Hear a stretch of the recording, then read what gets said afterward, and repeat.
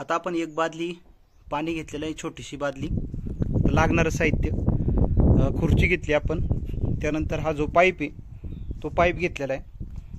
आणि या टाकीमध्ये आपण जर बघितलं आतमध्ये या पद्धतीने माती आलेली नदीचं पाणी असतं, तर त्यामध्ये जर जी माती असते तर ही सर्व आपण क्लीन करण्याचा प्रयत्न करणार आहे। बघूयात काय होते।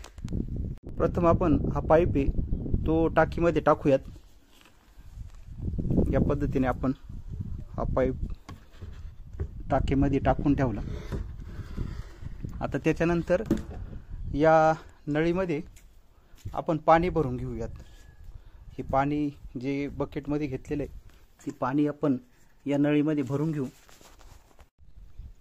बकेटमधून आपण नळीमध्ये पाणी भरून घेतलेलं आहे। आता हे टोक जे ते आपण खाली सोडून देणार आहे, म्हणजे पाणी खाली पडेल आणि ऑटोमॅटिकली टाकीतलं पाणी ओढलं जाईल।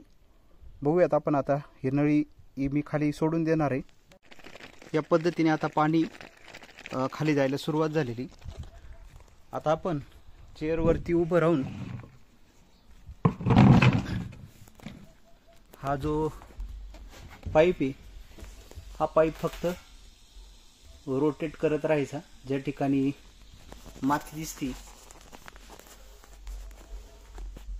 आपण या पद्धतीने टाकी पूर्णपणे साफ झालेली आपल्याला पाहायला मिळते।